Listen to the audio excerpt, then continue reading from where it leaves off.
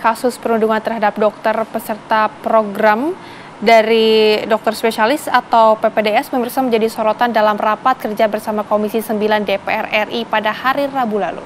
Ya pemirsa, anggota Komisi 9 menyoroti metode yang ditawarkan Menteri Kesehatan untuk menghentikan perundungan yang ternyata sudah mengakar dalam-dalam pada program pendidikan dokter spesialis.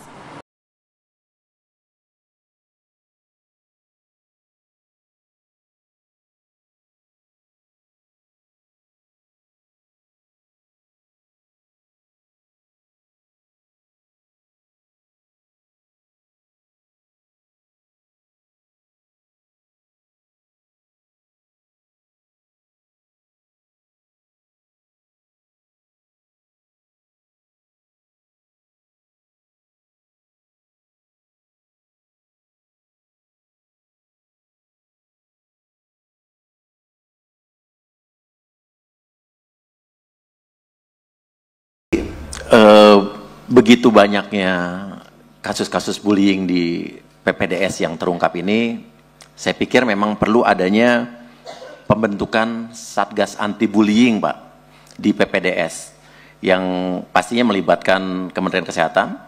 Terusnya juga saya pikir juga harus melibatkan KPK, Pak. Kenapa KPK? Karena yang saya tahu juga di peserta PPDS ini juga ada yang beasiswa, di mana beasiswa itu dibiayai sepenuhnya oleh negara. Sementara di pendidikan PPDS ini masih ada yang di pemerasan seperti diminta uang dari jutaan, puluhan juta sampai ratusan juta. Ini dijadikan wahana bagi para senior-senior di kedokteran PPDS. Nah, menanggapi hal ini, Menteri Kesehatan Budi Gunadi Sadikin mengatakan bahwa untuk mengubah budaya perundungan di lingkungan PPDS sulit dilakukan karena sebelumnya telah terjadi pembiaran oleh dua instansi pemerintah yang terlibat dalam hal ini, yaitu Menteri Kesehatan dan Kementerian Ristek dan Dikti. Namun Menkes menegaskan saat ini yang bisa dilakukan pihaknya adalah membekukan surat tanda registrasi agar pelaku perundungan calon dokter spesialis tidak lagi bisa memberikan pelayanan kesehatan dimanapun. Kemenkes juga akan melaporkan pelaku. Pertama, orang-orang ini udah kita freeze semua. Begitu dia terbukti salah, cabut, seumur hidup nggak bisa praktek. Ya, pasti nanti akan dengar itu di WA group Menkesnya sewenang-wenang apa Menkes gitu. Cuma tolong dipahami kalau nggak gini nggak ada perbaikan.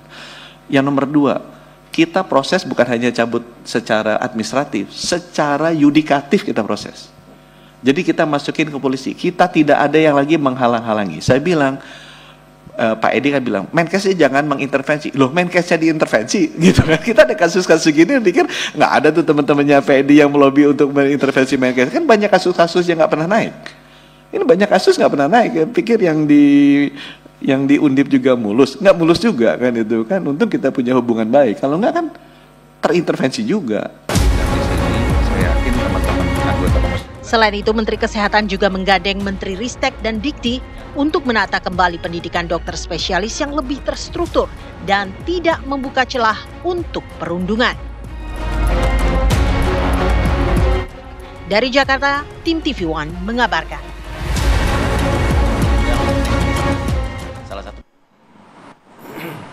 Ya pemirsa, untuk mendalami kasus ini kami sudah hadirkan narasumber di studio kami. Ada anggota DPR RI Komisi 9, Mas Uya Kuya. Selamat sore Mas Uya, terima kasih sudah bergabung bersama kami Mas Uya. Selamat sore. Oke, kami juga pemirsa terhubung bersama dengan Dr. Andi Homeini Takdir yang merupakan Chairman Junior Doctors Network Indonesia. Kami terhubung melalui Zoom. Selamat sore dokter. Selamat sore Mbak, salam sehat. Ya, salam sehat dokter. Kita ke Mas Uya dulu. Halo dok, yes. Oke, Mas Uya, kemarin sudah mengungkap ada 2 kasus perundungan yang terjadi di dunia kedokteran. Apakah setelah hal ini terungkap ada laporan-laporan terbaru yang Mas Uya terima? Sebetulnya saya mendapatkan laporan-laporan seperti ini sudah dari sebelum saya jadi anggota DPR. Ya, terus terang saya berasal dari keluarga besar kedokteran. Keluarga saya banyak yang dokter, banyak sekali yang dokter. Dan teman-teman saya banyak sekali yang dokter, baik teman SMA maupun teman sepermainan saya gitu kan. Jadi saya mendengar kasus perundungan ini sebetulnya sudah dari belasan tahun yang lalu. Dari zaman saya kuliah ya sampai saya menikah sampai sekarang gitu kan.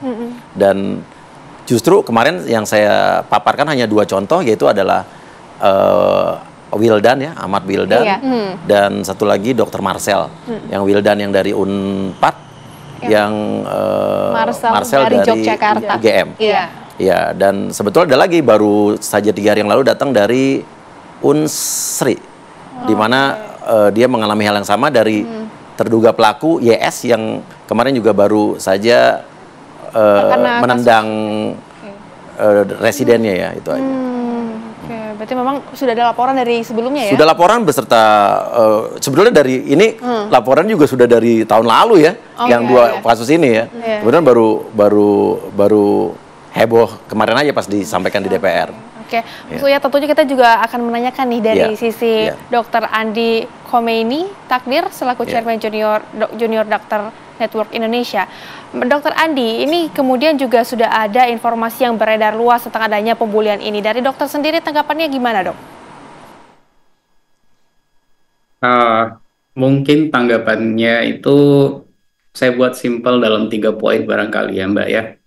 Pertama, saya sangat appreciate dengan apa yang sudah dikerjakan oleh teman-teman di Kementerian Pendidikan Tinggi, Kementerian Kesehatan, dan juga Parlemen DPR kita. Ini isu bullying itu belum pernah disorot sampai dibawa ke rapat yang menurut saya levelnya itu sudah mestinya memang sudah sangat powerful. Karena mengumpulkan orang-orang, pejabat-pejabat tinggi kita yang memberikan atensi yang begitu besar. Itu pertama. Kemudian yang kedua, saya setuju dengan yang disampaikan oleh Mas Uya tadi, bahwa ya karena Mas Uya juga punya keluarga yang memang dari kalangan kedokteran ya.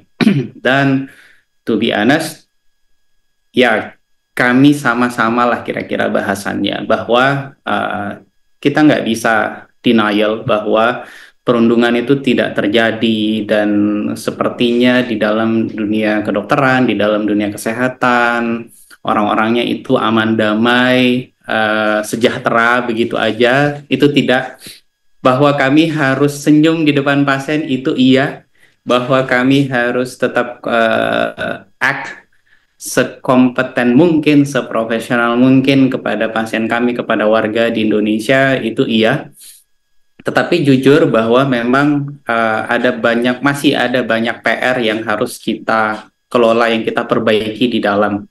Kemudian yang ketiga, jelas bahwa dengan Kementerian Kesehatan sendiri, dengan Pak Budi Gunadi Sadikin sendiri, myself salah satu juga yang secara continue, kami memang terus menyampaikan kepada beliau, kami bertukar pikiran bahwa kira-kira apa nih yang perlu diperbaiki dalam dunia kesehatan, dalam dunia kedokteran, bukan hanya soal bullying ya, mulai dari diabetes, dari tuberkulosis, pengembangan vaksin dan obat dan lain-lain, tetapi kita tidak bisa tidak harus membahas bagaimana manusia-manusia yang memberikan pelayanan di dalamnya itu benar-benar bisa menyajikan performa terbaiknya. Dan saya pikir karena itu saya balik lagi ke poin pertama dan kedua, saya sangat appreciate dan berterima kasih karena teman-teman di pemerintahan, di parlemen itu begitu concern soal ini. Aku nggak menyembunyikan apa-apa. Kami juga masih ingin mendalami apakah ya. Oke, Mas Andi, kami juga setuju sekali dengan apa yang Anda sampaikan tadi, dan kita juga masih akan mendalami apakah memang pihak dari JDN Indonesia pernah mendapatkan laporan yang sama atau tidak. Tapi sesaat lagi, Mas Andi dan juga Mas Uya di Apa Kabar Indonesia akhir pekan, kami harus jeda terlebih dahulu. Masih bersama kami pemirsa di Apa Kabar Indonesia akhir pekan, dan kita akan kembali lagi dalami mengenai kasus PPDS ini bersama dengan narasumber, ada Mas Uya Kuya, dan juga di Zoom ada Dr. Andi. Kita akan ke Mas Uya terlebih dahulu. Mas Uya, kalau kita lihat artinya ini adanya kelemahan begitu dalam sistem pendidikan kedokteran, atau justru ini malah dengan tidak adanya speak up dari Mas Uya sendiri, justru ini malah jadi sebaliknya? Sebetulnya gini, dengan saya berbicara soal mengangkat kasus ini, intinya justru saya banyak mendapat dukungan dari dokter-dokter, baik teman-teman saya maupun yang saya tidak kenal, yang ke Instagram saya sudah ratusan 2 hari ini.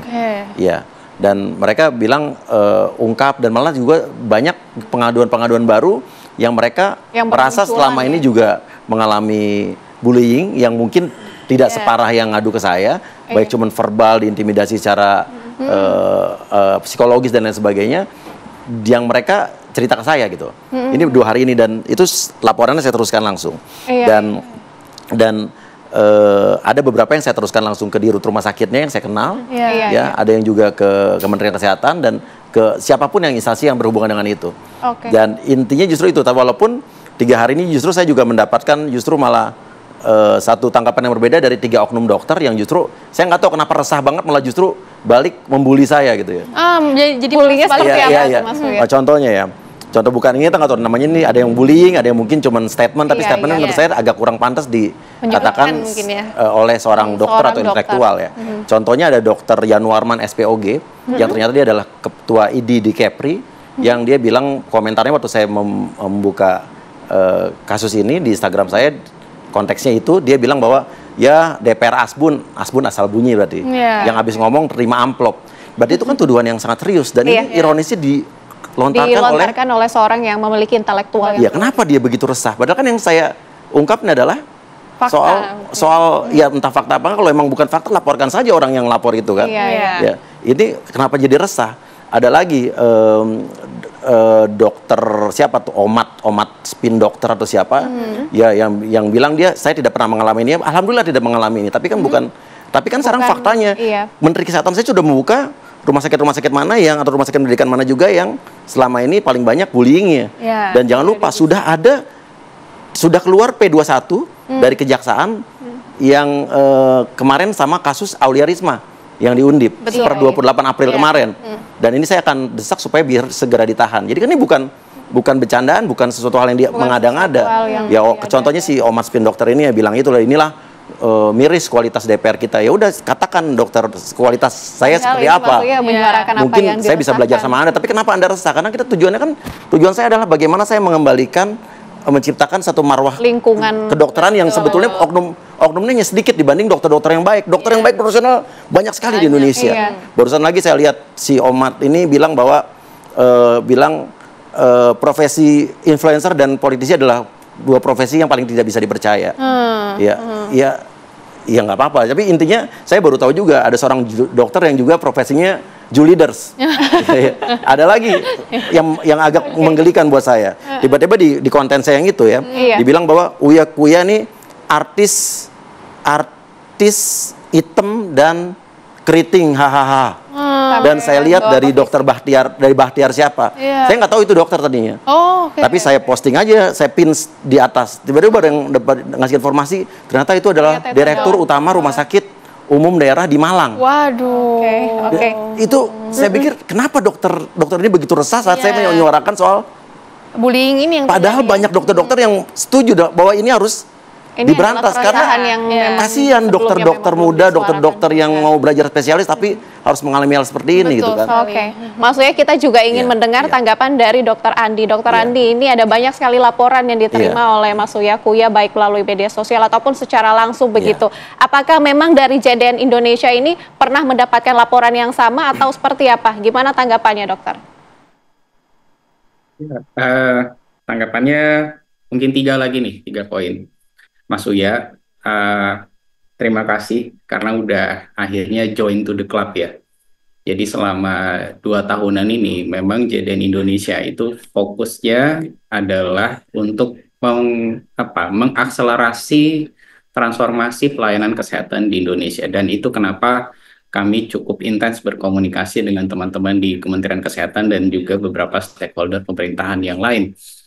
Nah, begitu kami masuk ke ranah bahasan terkait perundungan, apa yang dialami oleh Mas Uya, sebenarnya tim kami itu sudah mengalaminya lebih dulu. Jadi sesama dokter sendiri itu terjadi, Mas.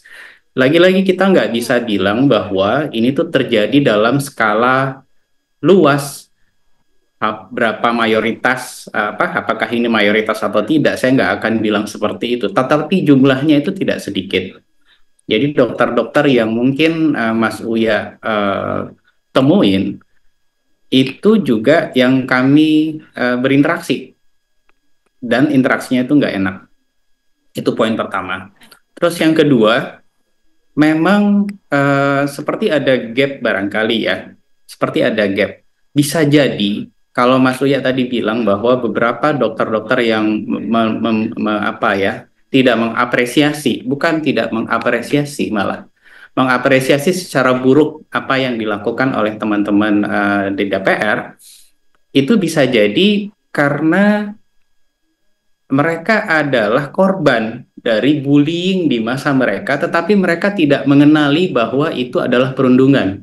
Analisis kami selama beberapa waktu ini seperti itu.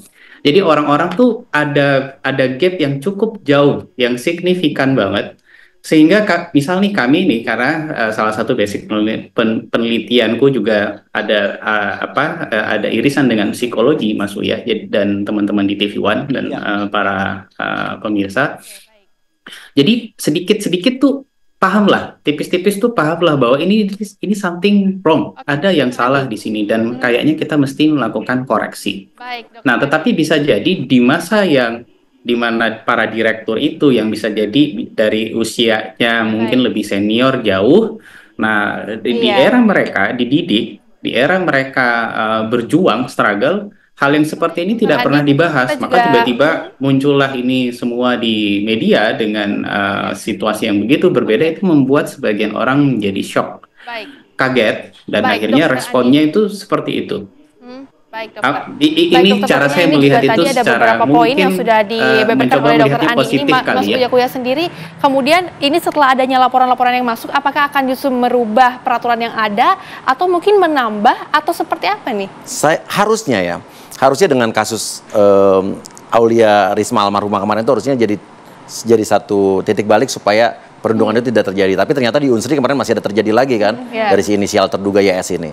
Dan intinya saya masih banyak laporan-laporan lagi, walaupun itu minor ya, tidak separah yang tahun-tahun lalu gitu. Bahkan waktu 10 tahun yang lalu ada teman saya juga, temannya teman saya, dia cerita untuk dia bertahan sampai 1 tahun di prodi itu, sampai 1 unit mobil SUV itu habis uangnya. Ya, dan intinya menurut saya ini harus dirubah. Makanya itulah kemarin saya mengusulkan bahwa perlunya dibentuk Satgas Anti Bullying, yaitu melibatkan pasti Kemenkes dan KPK. Kenapa begitu? Karena banyak peserta PPDS ini yang juga beasiswa, di mana itu dibiayai oleh negara. Nah, artinya uangnya kemana kalau mereka masih dimintain uang ini, uang itu, dan sebagainya.